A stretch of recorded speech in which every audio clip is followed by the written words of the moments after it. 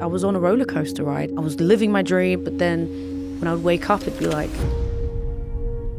silent and it wouldn't feel nice. Rita Ora! She's an international pop star who's had the most solo female UK top 10 singles in history. Everything I've done is about to disappear. Who is Rita Ora? I came to the UK when I was 1. We refuged from the war in Kosovo. There was a sense of having to overwork to prove myself. I was a naive, young dreamer, and that's exactly what you should be at that age. I was backed up by Jay-Z. I never thought Jay-Z would roll by with a brand new artist. After my first album, everything shot to #1. You know, my life just changed overnight. I was looking for things in the wrong places. I just went rebel. Eating really bad, I was drinking, and the media and all the fright, and I was having the craziest panic attacks. It feels like a weight that you've been carrying for a long, long time. Yeah, I mean, there's nothing that anyone could say when you feel broken that is going to put you back together. Don't believe all the promises that people tell you. What was the advice you needed but didn't get? Oh man. In life, sometimes the external world will craft your narrative and your story and your identity for you. And often we're told that saying less is more. Now, Rita, for much of her life, has followed that philosophy. But today, she's decided to say more. And what you learn from this conversation will be illuminating, it will be inspiring, it will make you understand Rita Ora, the person you've seen and heard about for a decade. But maybe even more importantly, through this conversation, the twists, the turns, and the untold stories of a young woman who was signed to 18 by Jay-Z, crazy, crazy story, you're going to learn something about yourself. I know I did.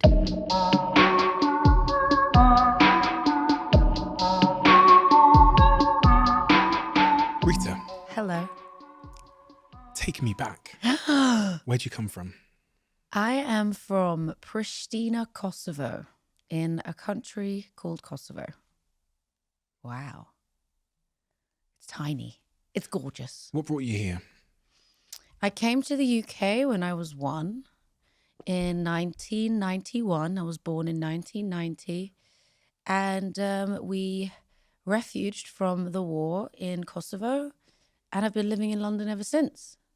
Why did your parents choose to come here of all places? I think it was just such an easy route as well. It was close enough to home, but not close. You know, it was also a lot of family and cousins that my parents already knew moved to London, so it was kind of the safest bet for them, I think. And you were 1 and your siblings were So older or younger? it was just me and my sister. So I was 1 and my sister was 3. She's 2 years older than me. My brother wasn't born yet. He was born here. So it was just 4 of us really, yeah. And when you arrived here, I read that you were taken to a care home. So when we first moved to London, not that I remember properly, obviously I was a kid, but my parents obviously asked favors from some existing friends that they already knew here. And we just moved around a lot. It wasn't necessarily a care home, but it just wasn't our home. But it never felt, you know, hard. My parents were really good at kind of still celebrating our birthdays and playing music. And, you know, my upbringing was so happy. And so I was really lucky. We never really saw the struggle. My parents were really good at that. You know, when you first came here, sometimes you hear these stories of, and I've sat here with a lot of people who have come here when they were very, very young. And I've got one particular friend who's been on this podcast before. She's very successful. She's one of my best friends. She came here when she was a baby as a refugee. When she first arrived here, there was an early separation event because her parents essentially couldn't take care of her. So they had someone else looking after her. Right. And then I sat here with Gabor Mate. Do you know who that is? Yeah. He's one of my favorite people ever. Wow. And he talks about those early moments of... I've seen a lot of your interviews. I don't know why I didn't see that one. Have you not seen that one? I don't know. I'm sorry. I have to check it out. Please don't hate me. No, I don't. Don't worry. I don't there's so many of them that I don't expect people to Yeah. to keep up. And I was trying to understand at that early stage when I was reading about your story if there was a separation event or if your parents had, because I read the word care home somewhere. Yeah, well, it wasn't really a separation, but it was a room given to us by the government, the council, and it was not a council estate house. It was just more of like a temporary home. So maybe that's where you kind of got Right. the phrase care home. That's from what I remember. It was in Elscourt, and then we actually moved to our council flat in West London. And you've lived West London most of your life? And I've been in West London that's my whole life, yeah. What is it you inherited from your parents in terms of like character, for better or for worse? And I say that because some of the things that I'm most proud of are things that my parents probably didn't intentionally Yeah. give me. That they were things that weren't in the like how to raise a child well manual. They weren't in there. No, I don't think my parents were doing that either. They were also really young. I mean, I think we're kind of in the same age bracket, but with my parents, they were having kids at like 22, 23, 24. If I'm thinking, gosh, having a kid then now, that it would be crazy different. But there was a lot that they taught me without knowing. For example, the language was always spoken in the house. So luckily now I can speak 2 languages. Now I'm not amazing at it, but I understand it and can read it and speak it. A lot of resilience, like a lot. That was a big thing in the house, like hard work, resilience, and sort of showing up and sticking by your word. Like when you tell someone you're going to do something, you better do it, because otherwise that's like it's just sort of a real disrespect if you're promising someone something and you don't deliver. Yeah. Your mother was a doctor back in Kosovo? Yeah, psychiatrist, yeah. And your Great. father? She's so cool. My dad actually studied economics, and he was doing that, a lot of accounting stuff. And, they moved here and basically had to start again. So my dad worked in a pizza spot in Notting Hill Gate, and my mum didn't work, and she started to learn the language and basically figure out how she was going to get her degrees and things. And then she just had to restudy to get the qualifications. My mother did anyway. I remember that. That was hard. It was hard. Yeah. Well, it was a lot because, I was going to school. My sister was going to school. We were living in a council estate in Ladbroke Grove, which is big up West London. I'll love it forever. But at the time, she was like trying to qualify her English studies, studying psychiatry, and she was also battling breast cancer. So there was 3 things, and she was also in her 30s, which is really rare. She was like in her late 30s when she actually got breast cancer the first time. And so there was a lot happening, at once. So yeah, that was my memory of that point. Yeah.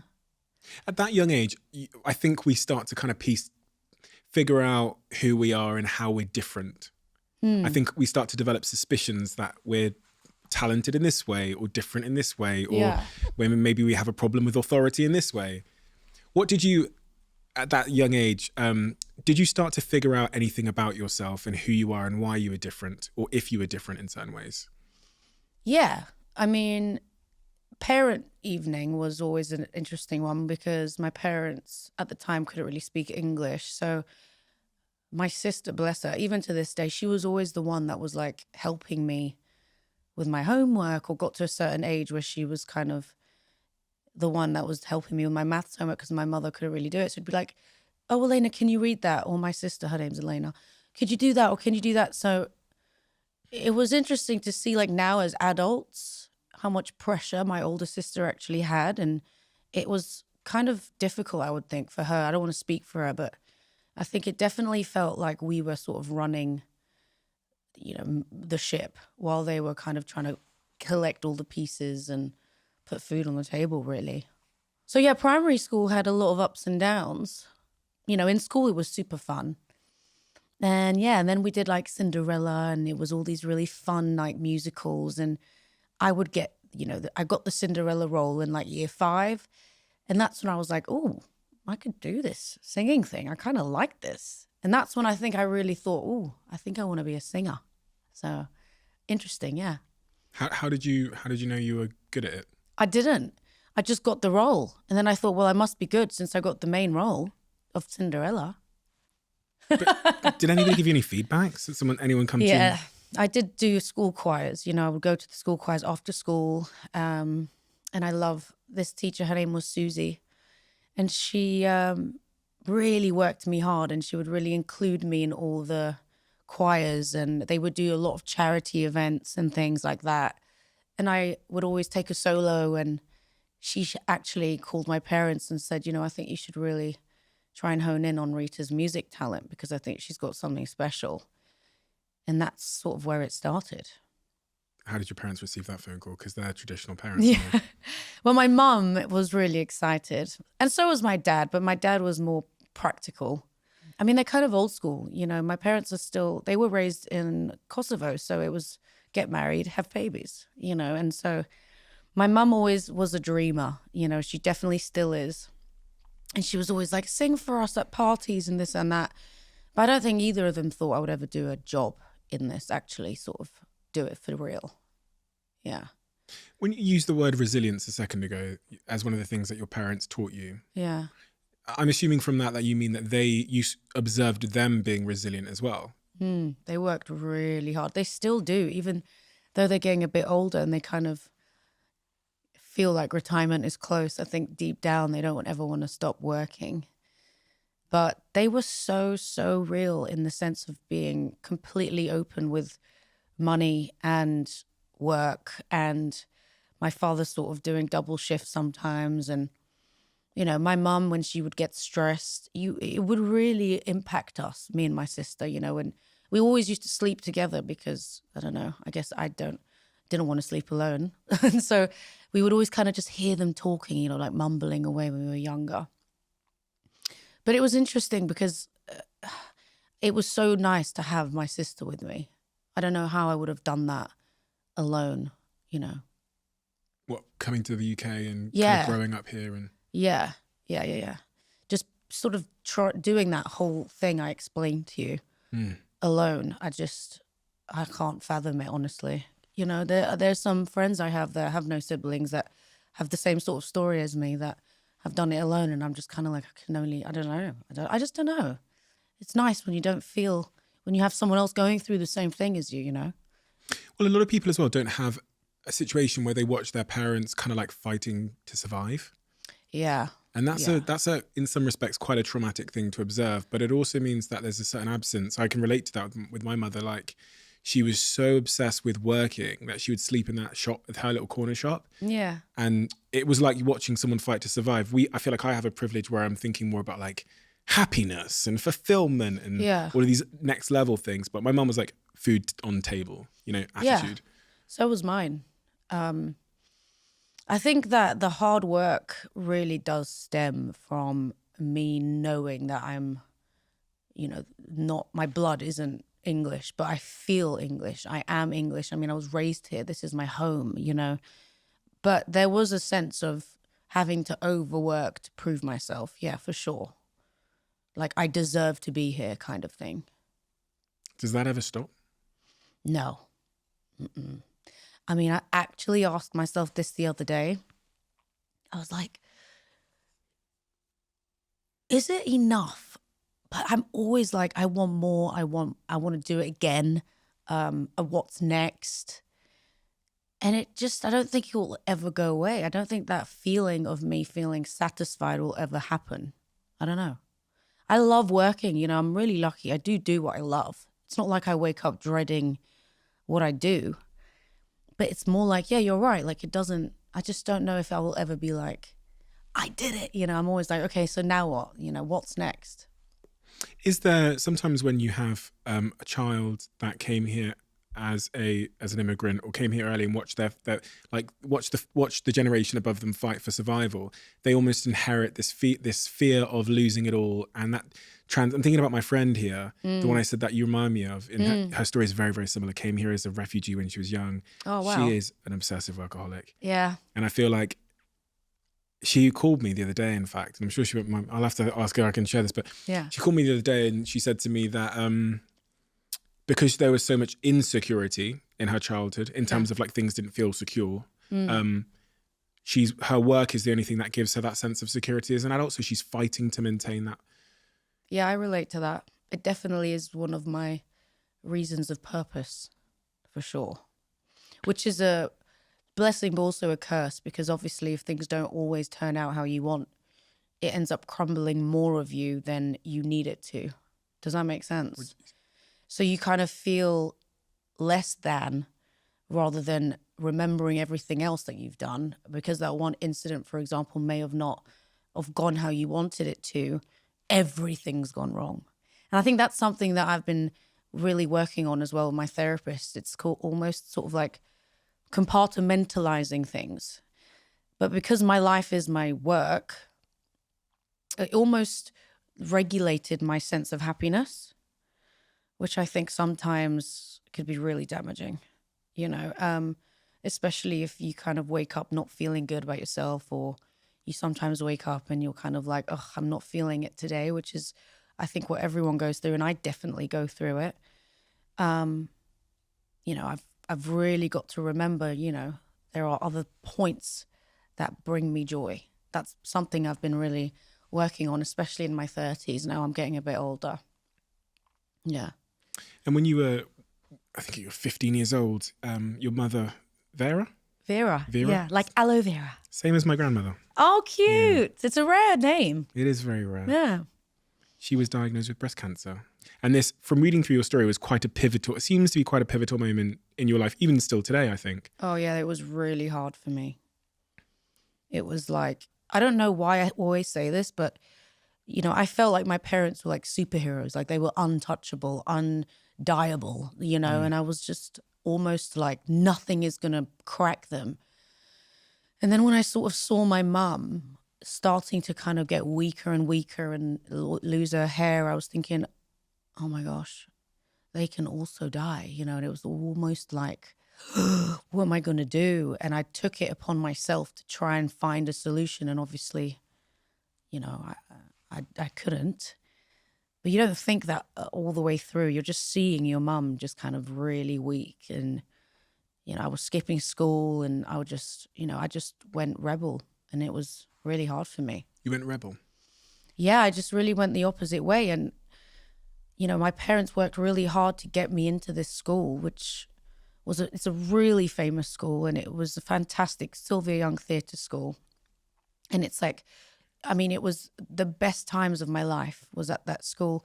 But when my parents were, you know, struggling, my mum was ill, I couldn't focus. I just couldn't focus in school. I was just distraught, and I just kind of wanted to be with her all the time. But she didn't want us to see her like that. So, you know, she wouldn't take us to her treatments, and she'd wear a wig and things like that. So she wouldn't really we wouldn't visually see the pain, basically. You were trying to find a cure, you said. You were trying to find like a... Yeah. So weird, right? It's like, I don't know. I think I was just, I think me and my sister almost blamed, I don't know what, we were just trying to find the answer. And it's like, obviously we would have done anything to get our mum out of that pain, you know? So yeah, we don't really know what we were going to do, but we just went into sort of survival panic mode. And yeah, that was my experience. I was just really struggling with it. It was really hard for me. Is Rita before that incident different to Rita after that incident in a, like a fundamental way? Yeah. I just really do appreciate people, my parents, more than I did before. So, you know, like every kid, sometimes your parents kind of get on your nerves, or you're like, oh, I can't stand them when they do this or that. But I always think like you just don't know when they're going to go. So I've really made a conscious effort to appreciate them more than ever. And if I ever see my siblings or the ones that I love kind of naturally just react out of instinct or something, I'm like, just remember, you know what I mean? It's like, just, they're your parents. You don't want that to be the last thing that you say to them. You know, that's where my head is at now. We cope in a variety of different ways to these traumatic events. Some people, you know, you described becoming a bit of a rebel. Some people, I mean, use work as a convenient distraction. Other people go to therapy and confront it head on? Yeah. How do you cope? How are you a coper when these kind of things happen in life? How does Rita cope? Work. I just really throw myself into work, or I try and find a project that I'm really passionate about to just sort of distract. I'm good at distracting myself, for sure. Yeah, I mean, therapy's been an incredible thing that I've discovered, since I was 26, I kind of started. And my mum always would say, you should do it, you should do it. Obviously, she doesn't use her sort of doctorness on us, but, she was really adamant on us doing therapy. And then I finally, again, you have to find it yourself. And so I did. And that really helps. But work is something I do really focus and distract myself with. This whole concept of like mental health is quite a new one in our society. Yeah. I read that you'd started having anxiety attacks and panic attacks and stuff shortly after your mother's diagnosis. Mm-hmm. And that, I'm presuming you hadn't had those before? No. Mm-mm. I never really understood when people would say, oh, I have the panics, or, oh, I got such bad anxiety. I was never really kind of like, but then it happened. I think it was the idea of losing the ones that I love that kind of put me into panic. I like structure. I like routine. I like trying to resolve situations. So security, I was never really obsessed with. It's weird. I was more obsessed with like me just knowing that I have a routine to go to work. I'm always in fear of losing everything that I've got. I don't think that will ever go away. And I actually spoke to somebody who's a very famous actor, and you'd never think in a million years that they have that fear. And he said that there's a therapist that just deals with the fear of losing the money, the whatever it is that they're obsessed with or that they love at such a high level. I mean, this person is one of the biggest actors in the world. And so I was like, what? How this person deals with that? I couldn't believe it. So it's nice to know that, it's a common thought, I think, especially if you come from not a lot of money. Yeah, and like if you come from a place where you've seen the opposite, but also just the fragility of it. I mean, you must have been inundated with stories when you were a kid of like, I used to be a doctor and now I'm having to go back to square one again. Yeah. Because your father was like a restaurateur back in Kosovo, and you've kind of seen, even if you weren't there to see it, but you've heard the stories of going from here to here. Really quickly too. Really quickly. It's hard. Yeah. I mean, it is something that I like have nightmares about sometimes. Really? Yeah, because I think now it's not just about me. I think ever since I started, I was always speaking, I'd like to think, on the majority of people that don't necessarily get the shot that I got, coming from where I'm from, being able to live my dream. If I didn't move to the UK, I don't really know what I would be doing. And so I was always really vocal about my gratitude and sort of like, this is possible. And that's why I work with UNICEF and I go and do these trips as an ambassador, because I see these kids and I really want to kind of put this hope in them. Yeah, that's a massive priority for me. Quick one before we get back to this episode. Just give me 30 seconds of your time. 2 things I wanted to say. The first thing is a huge thank you for listening and tuning into the show week after week. It means the world to all of us. And this really is a dream that we absolutely never had and couldn't have imagined getting to this place. But secondly, it's a dream where we feel like we're only just getting started.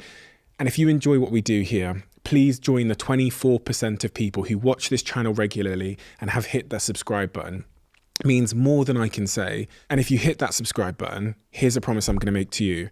I'm going to do everything in my power to make this show as good as I can now and into the future. We're going to deliver the guests that you want me to speak to, and we're going to continue to keep doing all of the things you love about this show. Thank you. Thank you so much. Back to the episode. Reading between the lines, I was hearing like the gratitude, like with that sometimes comes another feeling, which is like, why me?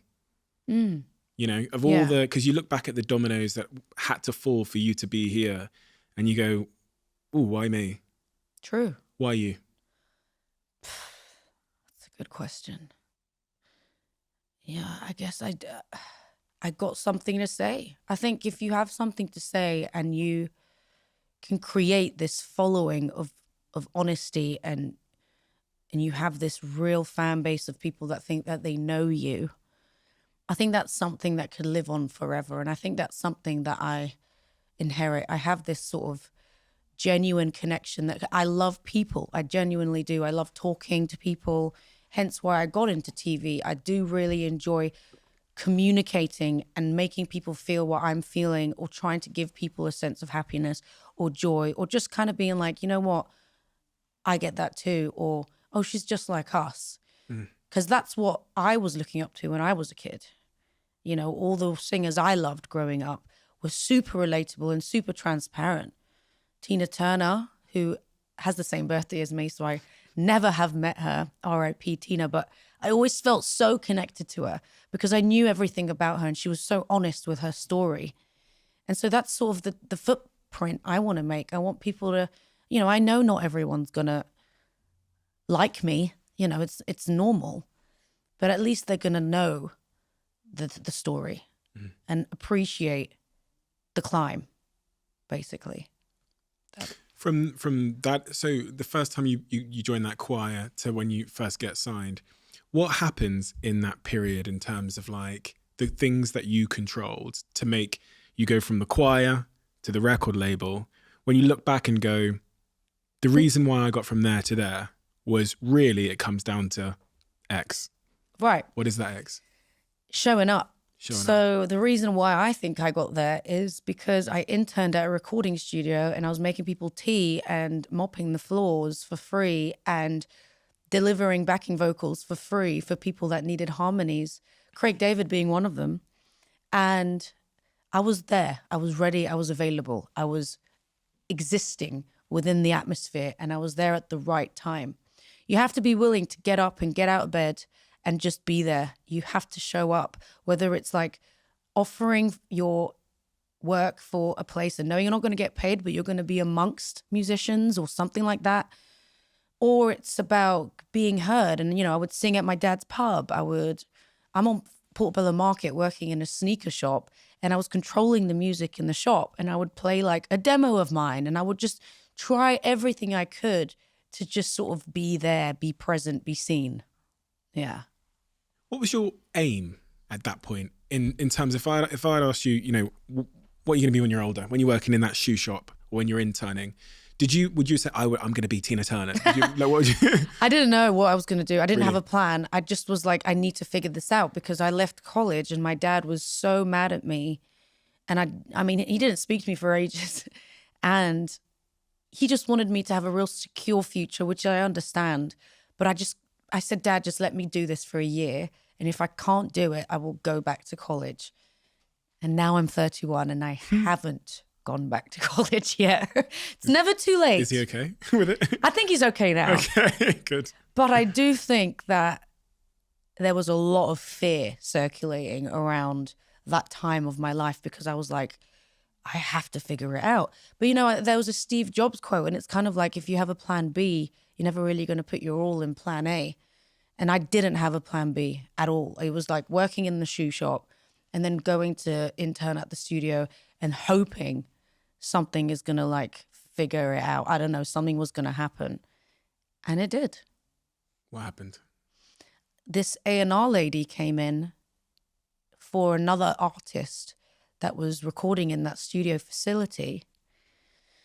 And there was a demo that I lended my vocals on because they needed somebody to sing it. The producer that owned that studio was making music with a lot of other producers and musicians. And he didn't have a vocalist to cover this one song. Long story short, it got around and they were playing this music because they were selling these songs to their artists. And then somebody said, okay, well, who's singing that? And it was me. And they were like, we want to meet this person. And that's kind of when everything started to click. And that was Jay Brown, who works with Jay-Z. And that was the whole introduction to signing to Rock Nation. And you I heard they got you on a plane, you flew out there, you went to some party, I did all of that. Yeah, I did the you whole sang thing. for them, and they signed you straight away. Yeah, they did. They signed me straight away. Kind of like that night, I was exhausted. I flew in from London, and it was scary, but it was so exciting. It was like everything was happening at once. And I you were just how old? just turned 18. Wow. Yeah, and then I moved to Brooklyn. I went from sharing a room with my sister to having my own apartment in Brooklyn, like overnight. What was the advice you needed but didn't get at that point in your life? Don't believe all the promises that people tell you. Interesting. What should we do instead? That other than believing the promises, we should. I think other than believing in the promises, you should work on what your craft is to make sure that you can stand alone and not need anybody else to help you stand up.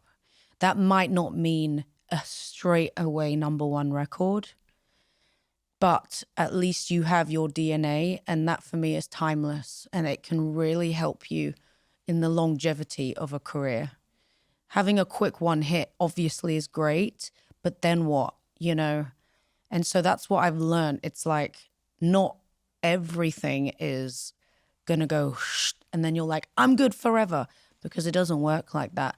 I wanted people to love me as a person and really sort of back me up because they liked me. And then came the music, and then came the TVs and whatever else that we're doing. But it was just important for people to really feel like they know me. Why? Because I felt like if everything goes bad, at least people will love me as a human, which is a real kind of, I would say, is it an insecurity? Maybe. It is a bit of an insecurity sort of factor of wanting to feel wanted. But with music and with entertainment, your job is to really be present for these people and really show up for these people and everyone that's watching, and to take them out of their misery. And so sometimes it's not about your misery or about what you're going through. And you've got to really just be selfless. Have you always had that in you, that desire to be kind of wanted? If you go back to, the first 18 years of your life, have you always had that desire to just be wanted and to be accepted? A little bit. Why are you smiling? Because I remember it was more about like, I don't know, I guess growing up, me and my girlfriends, we were like, we were really sort of like flamboyant, with our like looks, and we would wear makeup and we would wear all these crazy clothes. And yeah, we did get attention for it. And sometimes it was the wrong sort of attention, but we were just sort of kids figuring it out. Mm-hmm. But that's why I'm laughing, because we were so not knowing. Now thinking back, it was like, we had no idea what we were doing. But that was my first feeling of like, oh, people are liking what I'm looking like, or they like what I'm wearing, or, oh, that feels kind of good, and then I got into the public eye and I was sort of like, yeah, it's so intense. It's not as controlled as it was when I was walking up and down Portobello Market. Because you talk about that moment of maybe you would have whispered in Rita's ear and told her to like focus on her craft and what she can own so she's not reliant on other people. But when you're 18, yeah, and I suspect from where you come from, you just want to kind of please people and you want to just any opportunity is a fucking better than Portobello Road shoe shop. Yeah, I was a naive young dreamer, and that's exactly what you should be at that age. I mean, you're not supposed to be anything else. All you want is to just win, and you want to do well, and you want to impress. And I was backed up by some real big people, Jay-Z and these huge artists that are timeless and fantastic. And I wanted to be as good as them. And so when I was 18, I was like, I would do anything to kind of be at that level. And everything that was given to me, I was sort of like, let's do it. Let's go. Sure. Because they must be right and I must be wrong, because they're huge superstars and I'm not. So there was that as well that was going on. So interesting. Because I think even if people aren't in the music industry, they can relate to this in their everyday jobs, which is sometimes we think we cannot question authority in any regard. And we cannot question if someone's successful and they have a path for us, we should just do what they say and follow that path. But they're not always right. Even the big guns, like it's about your story. It's, you have your own script that's about to be written out for you. And I think now I'm at this point where I wish I knew that, because I can really dictate that now, which is really cool. But I think that comes with age. I mean, what are you going to do? You're young. You're not supposed to know all those things. You've just got to hope for the best. And learn from your mistakes, right? Yeah. I mean, I'm not perfect. Everybody knows that. I think I've been a very transparent public figure, and I've never sort of denied, or I've always been super honest with my fans, and I will continue to do that and sometimes make mistakes along the way. Because you've had such an extreme career experience starting at 18, what are some of the universal lessons that you might turn to someone who is a little bit further down the ladder in terms of their career? Maybe they're working in a completely different job, but some of that advice you said, like, about questioning authority, and that people don't always know what's best for you. But in terms of how to be successful, well, because you would have seen both sides of that coin. Yeah. With those eyes, you've seen why people become successful and why talent is often not good enough for some other people. Yeah, it's true. Well, I think it's about longevity. It's about being a businesswoman. And I think it's really important to get the right team. I've had the same team since I was 16. Really? I don't really like changing people up around me unless I really have to. I like familiarity. I like consistency. Now, it's also about sacrifice. I think I've missed a lot of things: birthdays, family events, funerals, weddings, everything you can imagine for my job. So, for example, going on tours, even going to visit things and seeing shows, or going to get inspired. And you have to always be willing to work and be consistent in getting inspiration. That's also a big thing for me. Creatively, I think you have to be wanting to achieve those things. So it's like, oh, I want to do a rock and roll album. Okay, so let's go learn the DNA of rock and roll and do it properly. Or read a book, or I want to be an author of self-care, or I want to learn how to, I don't know. I do the homework. I'm a big person. I'm a massive nerd in music. I do pop music, but I know a lot, and people get really surprised. I do play a lot of different genres and styles, and all my inspirations come from me being a nerd and learning music, from composers to mixers to producers to who did what behind the scenes. It's like you have to do the homework, and then you have to convince people to do it with you. That's like another stage. So you're constantly really just working, selling. Yeah, I think especially with everything that you do, it's like 10,000 hours. Like, I really believe in that theory, That takes 10,000 hours to become a master. Yeah, I genuinely do. I do that a lot, as much as I can. Are you a confident person? It's an interesting word because it means so much, the word confidence. But do you think you're a confident individual? Let me define it.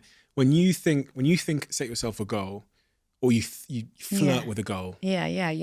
Are you the type of person that goes 100%? I can do that. I'm good at being an autopilot confident person. What does that mean? Where you can just slip into being confident, as in masking it as much as you possibly can. Like, you won't ever see my face kind of feeling a sense of doubt or insecurity if I'm having to show up as Rita Ora. But I always have it going on in my mind. Do they like this? Am I saying the right thing? Do I look weird? Am I wearing crazy clothes? I mean, I do it because I love it, and I go out there and I'm like, this is who I am. But I have the doubts constantly in my mind. Is it good enough? Is it good enough? Is it good enough?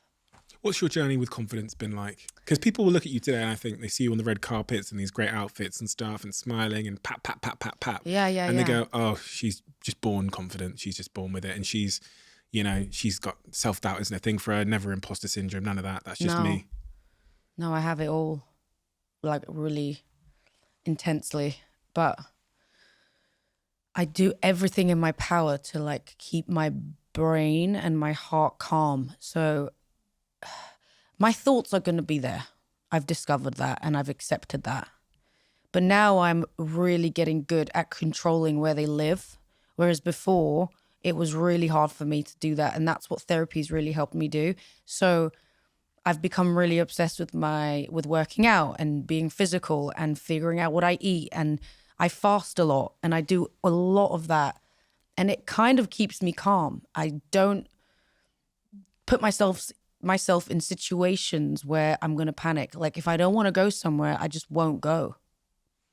And before I'd be like, oh, I have to do this or I have to do that. And, you know, I think as you get older, you're like, you know what? You don't have to do these things anymore. And a lot of meditating, a lot of incense and smells. I'm a big smells person. But these are my tools. This is what helps me. I don't journal as much, but I did journal for this album that's out. And it was great. I mean, would I do it all the time? No. But I do more of kind of like voice notes and working out and meditating and eating well. Yeah, that's like my thing. Have you gone on a bit of a journey with understanding how Rita's feeling? Because I hear the 18-year-old that moved to Brooklyn, that seemed to be a person who was very much just listening to the external world's impression of how she should be feeling. Mm-hmm. You should be happy now. Mm-hmm. And then it seems through your story that there was kind of there's been a pivot helped via therapy where you're getting better at understanding how you truly feel in situations. Yeah, but you know, it's still a struggle. You know, I've felt like, I mean, like anyone, when you feel overwhelmed with something, it's like your whole world is falling apart, you know. It wasn't just work, it was everything, like my love life, my friendship with my friends, and I wasn't paying attention to, you know, the ones that really loved me for me. When was this? Well, just sort of in my 20s. Right. After my first album, everything shot to #1. You know, my life just changed overnight. It was like, okay, let's go.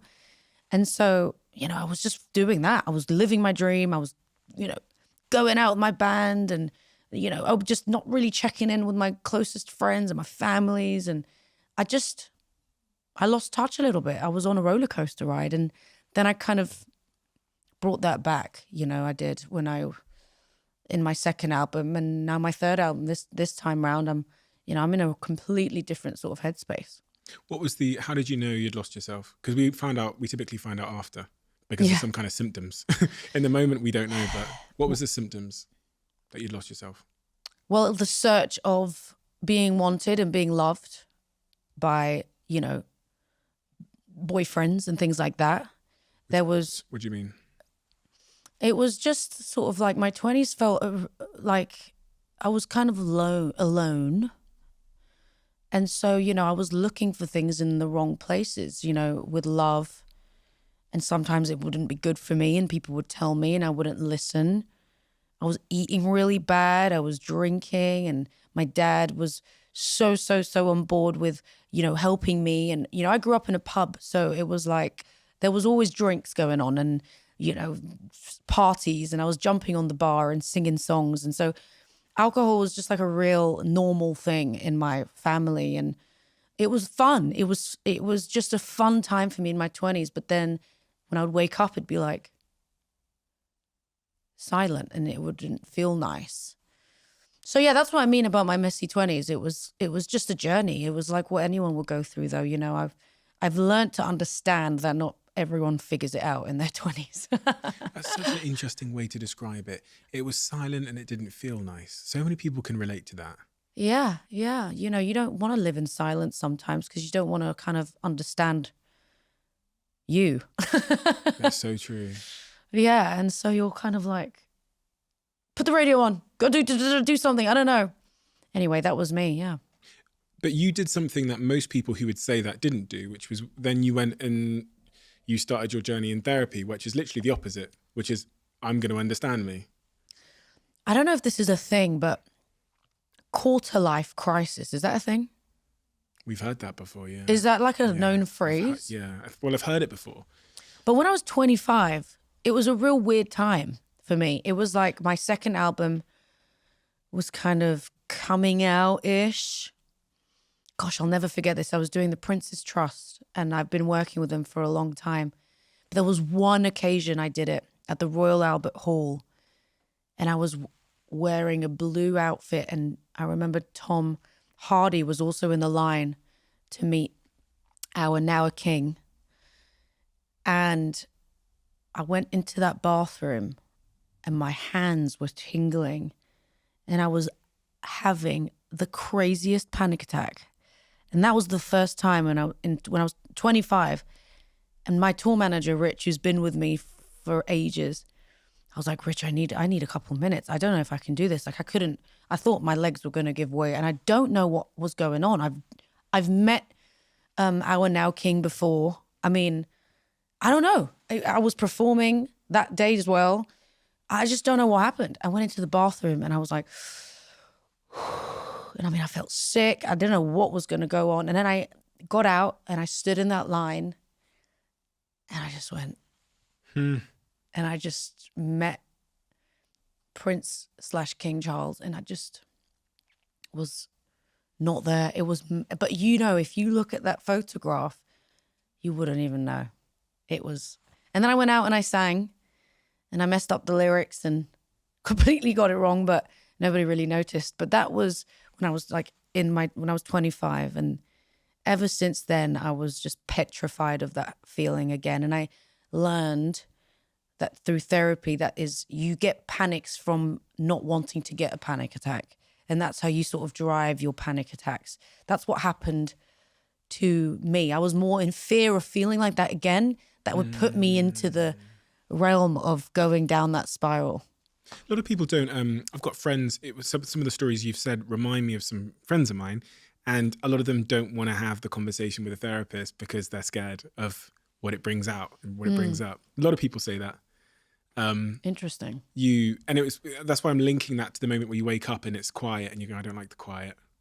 Because yeah, but I never really did. There was always music playing. Even when I was a kid, my mum would always have the Bee Gees and ABBA and there was always noise in my house, and the windows were open and the dishes were clacking and clicking, and you know, there was always life happening in my childhood.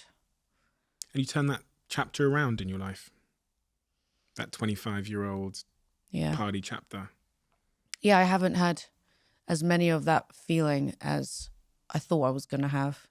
And now I know it. I mean, I also wasn't familiar with it, remember? I didn't have them growing up. And it just hit me, you know, the pressure of being famous and the pressure of meeting all these real sort of incredible people and me not feeling like I was good enough to be there, you know, it just built up on me. What's your relationship like with trust? It comes in waves. Because I was thinking about that experience at 18 you were saying about like kind of trust yourself more. Trust in work is very slim. What about trust broadly? You said it comes in waves. Trust broadly, I'm very, very trusting, I think, more to a fault. You know, I like to give people chances rather than give them no chances, which sometimes has kind of put me in a predicament. But again, I just see the best in people, and I always have, and I hope that people do that for other people. That's why I do that, you know. Now with things like, oh, you know, if you do this with us, then, you know, we can maybe achieve this for you that you've always wanted to achieve in your work life. That is something I'm very questioning with. Like if you come with us, well, I need to see the proof before I do that. Like big promises. Yeah, I think that's, again, maybe something to do with my experience in my work life. You know, it's just, I've been disappointed so many times and I've been left with nothing so many times that I just don't ask anyone for anything anymore, basically. But it's got you far. I mean, yeah, even that trust seems to have got you to an incredible place, even if it maybe has hurt you along the way. Yeah, well, because I've made incredible relationships. That's the one thing I'm very grateful for. Even if I've been disappointed and sometimes those bridges haven't seen the end, I've created incredible relationships with people that have seen my struggles and have seen me work really hard and in a circumstance, unfortunately, not get to where it needs to be, but have seen, you know what, Rita really did work hard on that. And years down the line, they would call me and be like, I remember that. And do you want to do this? And so you just never know why things are happening to you. But you planted seeds, essentially. Yeah, I really did. And I made really great friends, genuine friendships. And I never really knew what they did. And some I did, but it didn't matter. It was just about connecting. Connecting is really important.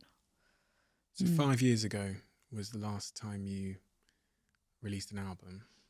What goes into this music? Because music, I see it as like different chapters of your life. It's the same with like books and stuff. It's a chapter of who you are often. Yeah. What are you pouring into your music these days? Like what experiences are you pouring into them? So, I've been in the business now for over a decade. So I'm looking at timeless. I'm looking at pop icon. I'm looking at things that can stand the test of time because I'm a 360 entertainer. And what does that look and feel and sound like? And so now I'm at that point in my life of like, how are we establishing this work ethic that I've done all these years to get to this point? And how are we going to become the new Rita Ora pop star in her 30s and enjoy the ride, and really bring people along for the journey? And so that's what my album, You and I, is. It's like a rebirth of this incredible position that I'm in, of owning my masters, being in charge of my decisions with music, and having an incredible team that can see the future. It's about longevity. It's like, okay, well, this is another step to this point. And then hopefully when I'm like in my 50s and 60s, you'll look back and be like, she's still here. That's the goal. That's the aim and the journey of life. That's what I love about Kylie Minogue and Jennifer Lopez. Like these women stand the test of time, in my opinion, and they keep coming back and delivering. And that is something that I aspire. It's not easy to do that. No, but it's also, it's not easy, but they've done that by accepting failure. They've accepted failures at certain points in their careers and have kept going and kept driving and kept thriving. And then they're still here. What failure have you accepted? Like certain things maybe not positioning chart-wise as well, or making decisions that may have not been right, mistakes being made, or... How are you as an individual with dealing with those moments? Like, honestly, like when those things happen, if I'm a fly on the wall... Yeah. Regret is horrible. I know a lot of people can relate to that, but it feels, I feel broken. Like it makes me feel like everything I've done is about to disappear. Again, back to that fear of sort of losing everything. And, when the world is also looking at you, I don't know, you just break down. You just get so fearful. And, all I was thinking about was like my mom and dad, because they've worked so hard to get me to this point. And, it's not just about me, on my boat that I'm keeping afloat, I've got my whole family. And so, you can't help but always blame yourself for everything. And the only way forward is to, again, you just have to just keep going. But at the time, you get dragged through hell. It's a lot, Rita. A lot of responsibility. It feels like a weight that you've been carrying for a long, long time. Yeah, because I've always just been myself. I've always just tried to be really genuine, and I've never changed for like who I am. And that's probably why I do make these sort of, I don't always get it right. Like who does? Do you know what I mean? But it makes, I feel more human. How about that? I'm just a human, at the end of the day. So the media and all the craziness that comes with what I do, I've now learned to really sort of separate that, like work life and real life. That doesn't feel like my real life anymore. My real life is having dinner at home and like hanging out with my husband and becoming a stepmom and trying to figure out how to cook for kids. You know, that's kind of like that. The real life is that for me now. You've been taking care of your family since much younger than anyone should really be, you know, taking care of their families, from what I read, looking after them, paying for your parents' house and stuff like that. Yeah. When you talk about the fear of losing it all as well, is and you mentioned your parents there, which was kind of surprising to me, but it brought me back to what I'd read about your early years of like feeling like you're almost carrying your family too, to some degree, not just yourself, but there's a lot of people relying on you. Yeah. I don't know if that's a immigrant mentality. 100%. You know, it's because it's almost like family's a big thing for me. Family is huge for us. So it's like when one goes, we're all going.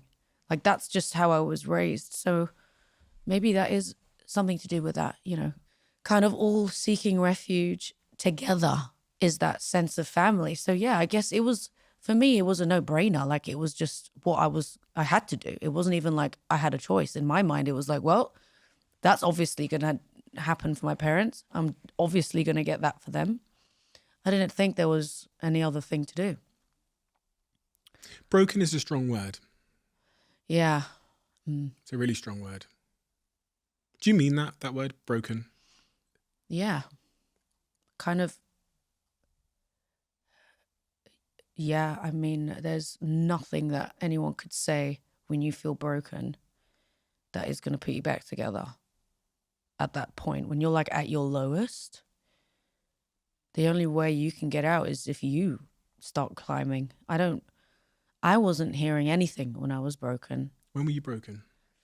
A couple times. I mean, there's some things that happen behind the scenes, or there's obviously public things that everybody sees. Of when, you know, you get plastered on the covers of magazines and tabloids and things like that, and you just feel super violated, you know. But it's something that comes with what you do. It comes with what I do. So it's like a bittersweet, you know. I've never been a complacent person. I'm not complaining about anything that comes with what I do. It's just something that you have to really work on dealing with because it's going to happen inevitably. Nobody will ever see the consequences of it though. Like if you just say the word broken to me, I'd think, really? Like there's stuff that's taken you to that place? Yeah, for sure. Of 100%, multiple times. Yeah.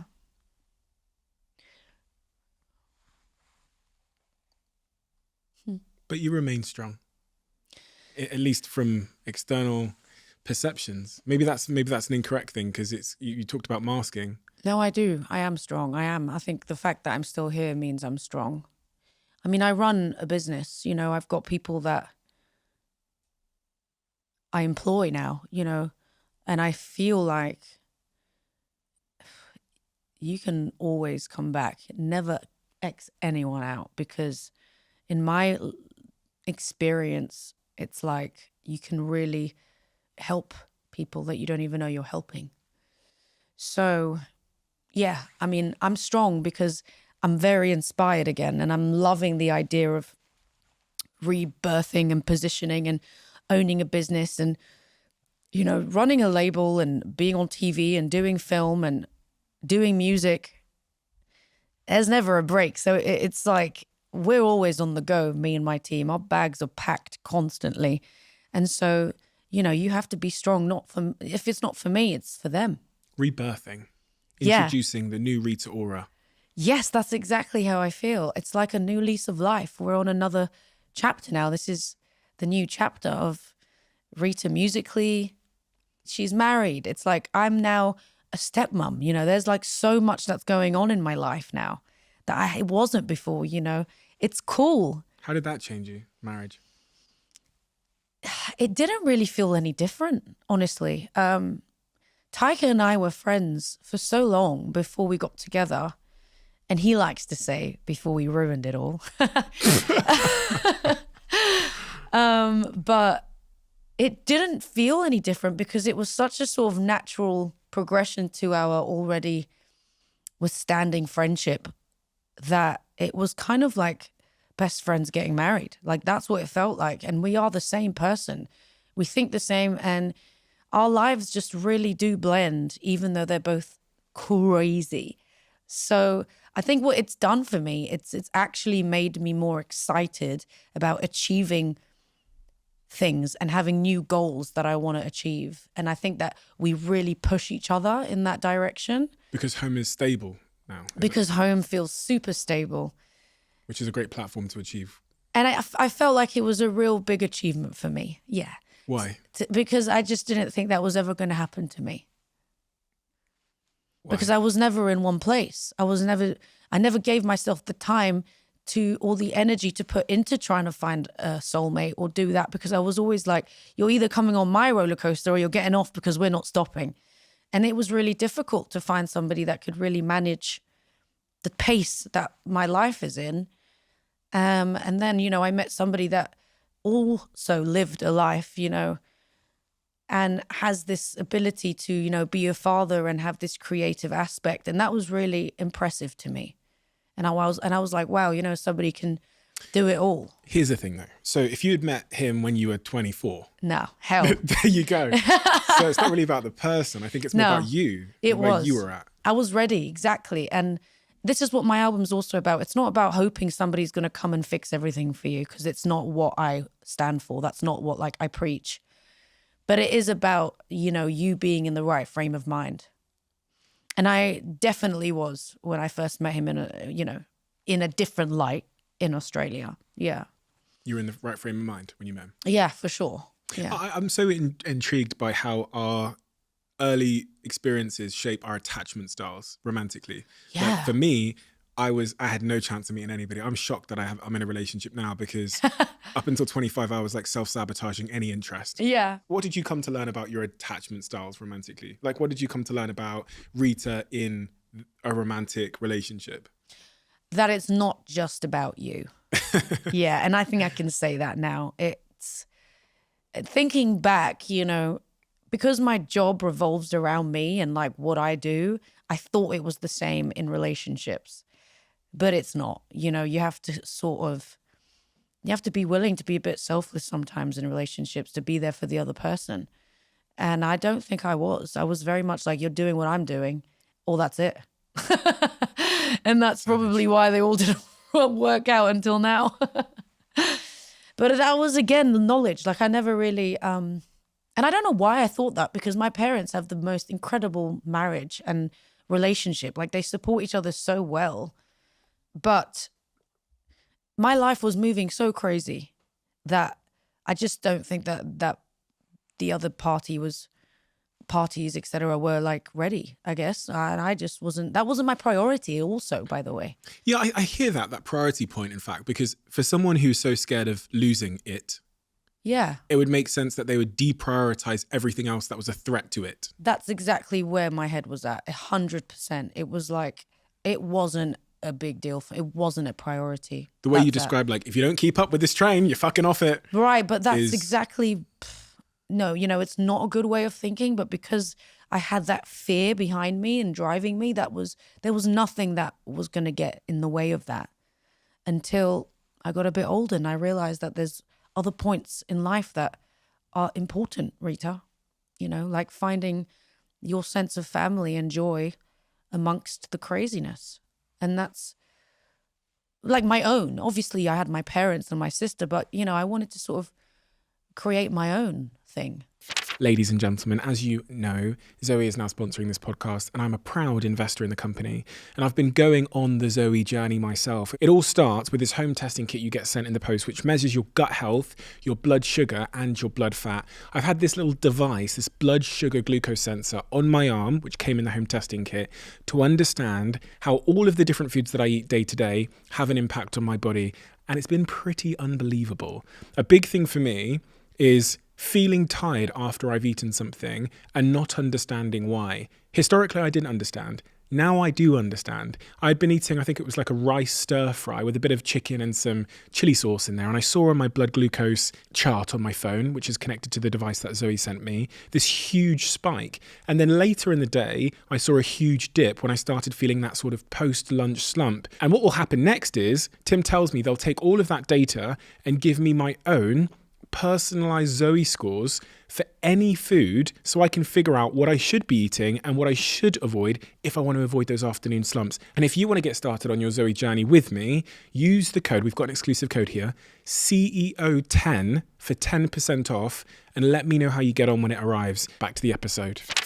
Rita believes that now she is married, the press now report on her in a different way. Maybe they're having a crisis meeting at the moment. Why did you say that? Because now it's less about like, oh, Rita scene with da-da-da-da. It's like, I feel like now they don't know what to say.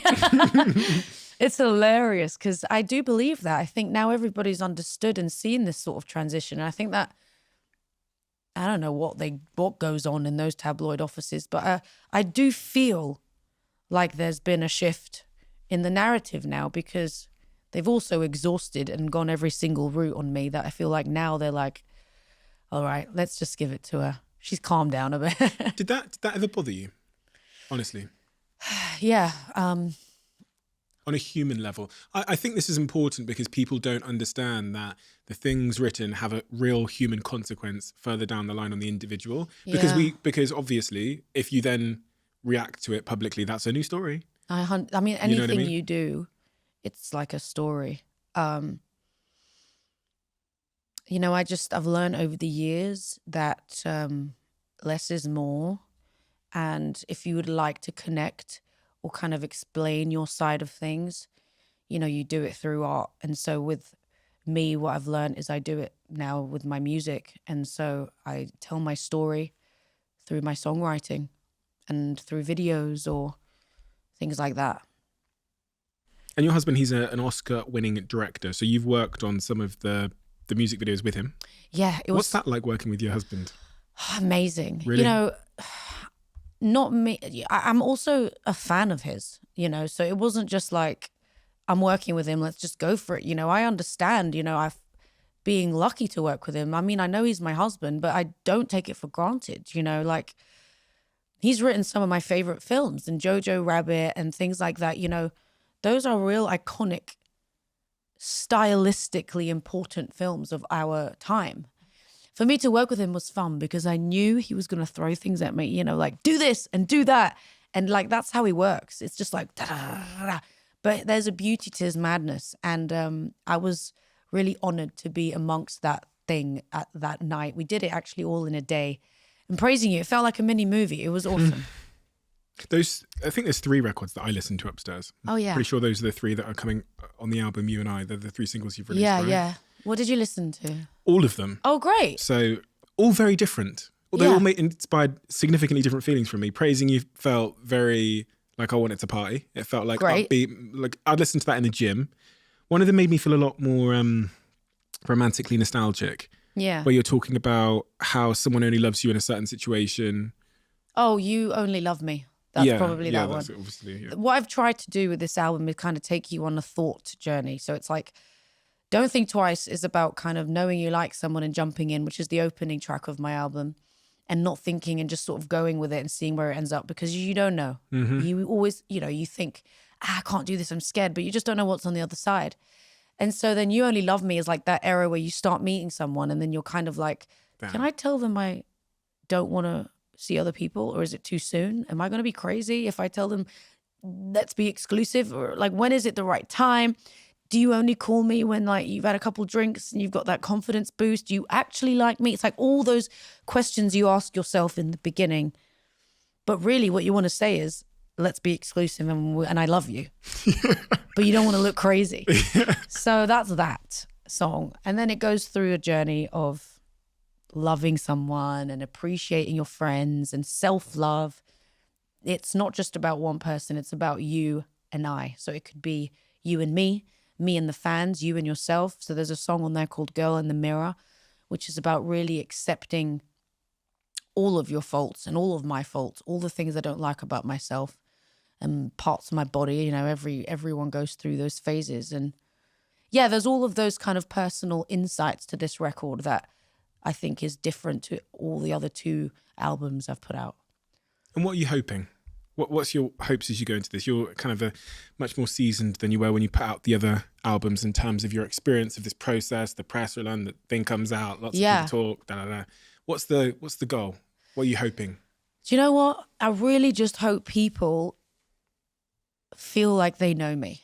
That's all I want. I want people to feel really close to me and connected to me and just feel like they know what they're getting. If they're coming to a Rita show, they know what they're going to get. Great dance songs, pop bangers. We're going to have a party. We're also going to get a bit emotional. But I really want people to feel like they can rely and depend on me, especially in a sense of music, of kind of really getting away from their problems and their thoughts. That's all. I just really want to communicate and connect again. And like I said, reintroduce myself and feel like I'm the girl that they've always known that lives next door to him. Are you driven or are you dragged? I think I'm driven. Yeah? Yeah, I'd like to say I'm driven. A lot of that actually, confidence has come from me working out, like waking up and going to the gym. I would never do that before, especially knowing I have a long day. You know, now I wake up an hour before that just to work out. I think that's drive. Because it's also like you're already exhausted. You know, you go to sleep and you wake up and you know you have to do it. And after you do it, you know, you feel good. There's never anyone that I've met that has worked out that has left being like, oh, I feel terrible. That's a non-negotiable. Non-negotiable. It's like I think that's why I feel like I'm driven. What else is non-negotiable in your routine? You talked about meditation a little bit, but is there anything else that's your like ritualistic non-negotiables? Yeah. Finding a good book. Interesting. You're a Like, big reader. I've joined a little secret book club under a false name, and I love it. And they teach me about books. Right now, I'm reading Tomorrow. Have you read that book? No. It's fantastic. It's just so good. It's about these like 2 friends. It's like it's a description of a friendship that you think goes into a love life fest, but it doesn't. It's all about this specific friendship, and it's so interesting. And Clara and the Sun, which is another great book about this kid who has an AI robot and it sort of like becomes really human-like. It's really interesting. So yeah, that brings me a lot of kind of joy. And yeah, it's just kind of discovering. Like I love discovering things. I'm always looking for new music, new artists, films that I haven't seen. Like I'm really into sort of discovery, and that really inspires me to kind of inspires my creativity. And I'm already thinking the next album, and this one's out July 14th, and I'm already thinking about the next one. Your creativity comes from a lot of places, right? I can Yes. feel that in you. People for sure, a lot to do with people. And like, I'm always interested in people's stories. I mean, like you know, you're so good at asking people the right things. And I kind of really like that. I do that in genuine conversations I have at dinners and things like that. Because you just never really know what you're going to get out of it, you know? And so, yeah, I continue to do that. So if you want to come to dinner with me, get ready. I'm really busy that day, but I'm joking. I'm joking. Of course I would. July 14th, your album comes out. I'm very, very excited. I'm so excited. I'm so happy we are able to do this. And I'm really, really genuinely looking forward to what people are going to get from this album. They're going to get a lot from this album because I can tell that it feels like the music is incredibly fresh, I'd have to say that. Thanks. It's diverse, incredibly diverse. There's sounds, I mean, I'm not a music expert, but just when I play music, I love music, so I always beat my friends in terms of music consumption every year on that Spotify thing. Oh, yeah? Spotify Good. rap thing. So, but there's so many fresh sounds that I heard through your music, and to hear Thanks. that 5 years is actually, I think the distance between albums is also quite useful sometimes because it gives you a chance to have a bit of lived experience, and that comes through in your records. Thank you're now you. a married woman. Yeah. And you're in a new chapter. Yeah, but all my albums have kind of taken that bit of time. I've never really back to back put out albums. But musically, I'd like to say this is my most artistic album for sure. We have a closing tradition on this podcast where the last guest leaves a question for the next guest, and they don't know who they're leaving it for. The question that's been left for you. Uh-oh. I think this is quite a good one for you. Okay. People always shit themselves when we get to this point, but I don't know why. I thought my questions were difficult. But question for you is, what would you most like to be remembered for when you die? Wow. My work ethic and being a nice person. Those two. Being like, wow, she really did that. And being really sort of received and everyone saying she was just such a nice, jolly person.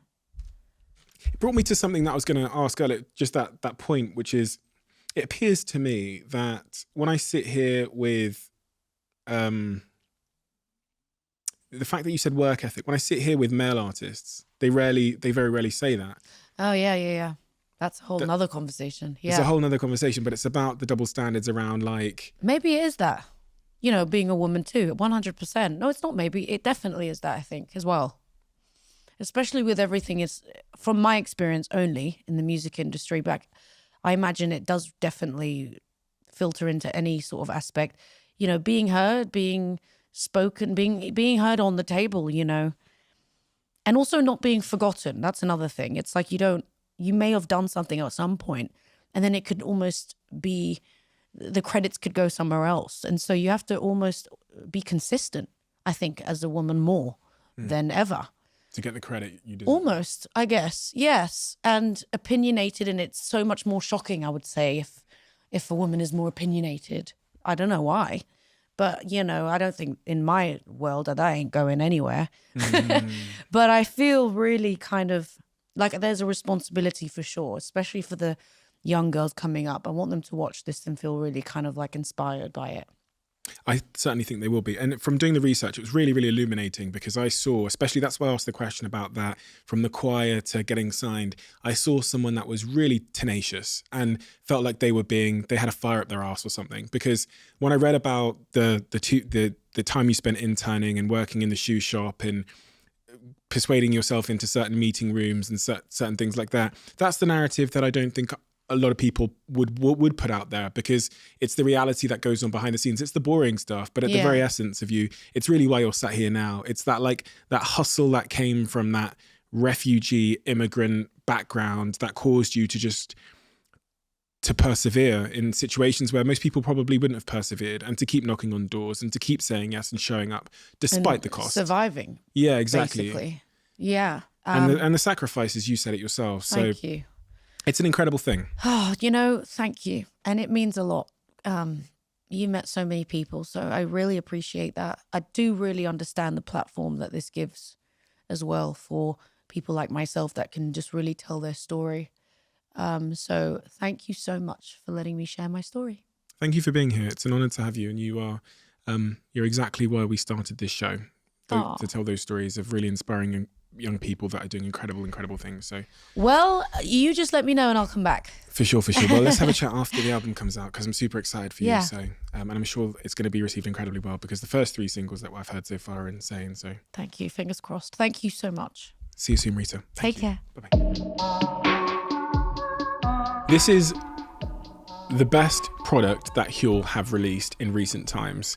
Many of you will think of alternatives to this, but I've tried those alternatives and none of them are as tasty as Huel's Daily Greens. It was out of stock because of the demand. It's now back in stock for everybody in the USA. Right now it's not available in the UK, but when you get a chance, just try it. That's all I'm going to say. Just try it. And I think once you try it, you'll understand why this is such an essential part of my life right now, and will probably become an essential part of yours. I'm someone that understands, probably from doing this podcast, the importance of having greens in my diet. But do I achieve that every week in the chaos of my life? Do I achieve that? Sometimes the answer is no.